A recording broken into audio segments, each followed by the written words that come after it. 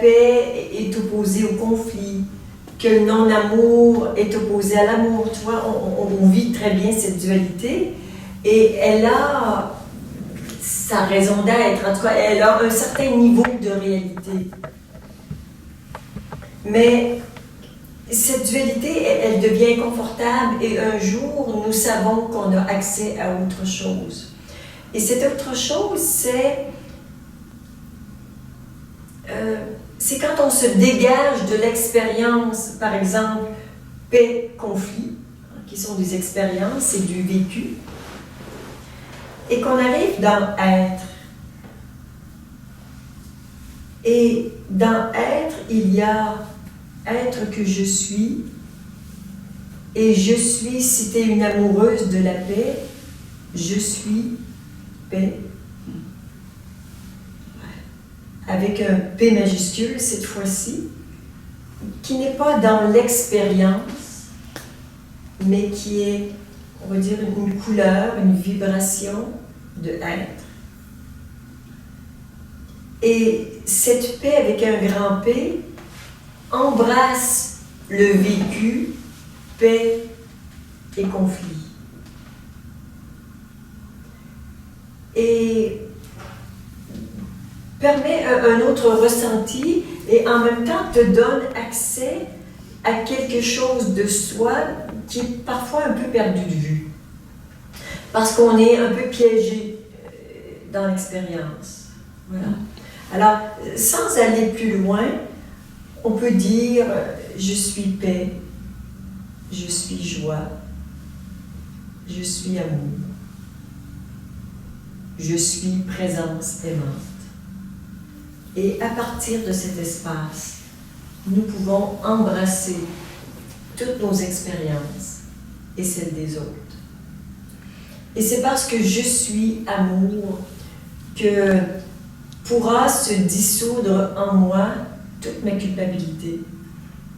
Et tant que je lutte contre ma culpabilité parce que c'est pas bien et que c'est pas agréable, je ne fais que l'alimenter parce que je travaille au niveau de l'expérience.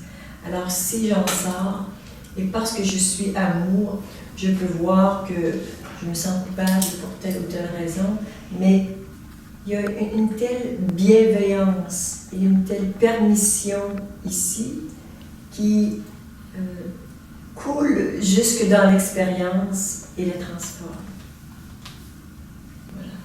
Alors c'est comme si on perd notre poste d'observateur, qui est la présence consciente. Et voilà, et là on peut embrasser les expériences. Et à partir de cet espace intérieur, nous pouvons changer notre vie. C'est comme ça. C'est la seule façon que je connais de le transformer. Comment ça résonne en toi? Oui, ça me parle tout à fait. D'autant que j'ai déjà eu l'occasion de vivre comme ça des situations même conflictuelles où je suis restée vraiment en paix. Et c'est très, très agréable, je veux dire, c'est très... J'ai même envie de dire c'est divin en fait, quand on fait une expérience comme ça. Et pourtant, ce que je disais, c'est qu'il y a quelque chose qui chaque fois me ramène sur le plancher des vaches, là, tu vois. Et je me dis, mais... Parce qu'en fait, il y a des blessures, des conflits, des blessures. Tu as eu des moments d'ouverture, mais que tu vas payer cher parce que dans cette ouverture, il n'y avait pas la conscience. Et il y a des blessures qui sont liées à ça. Donc, ces moments précis demandent d'être revisités pour être complètement guéris et faire en sorte que tu puisses maintenant rester dans l'ouverture. Et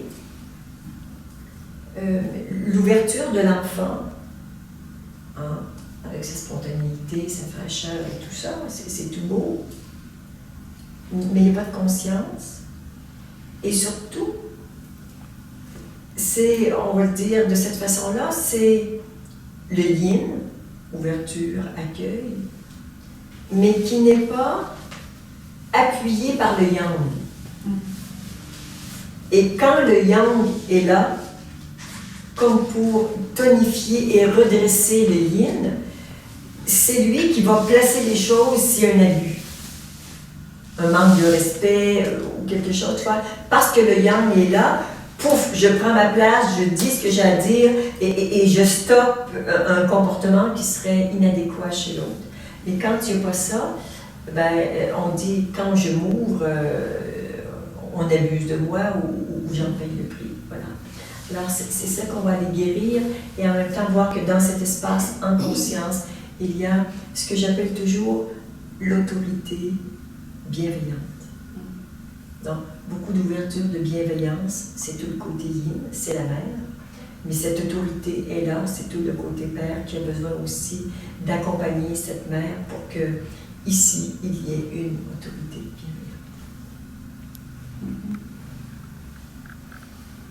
Oui, ça me parle tout à fait. Merci. Merci d'être là avec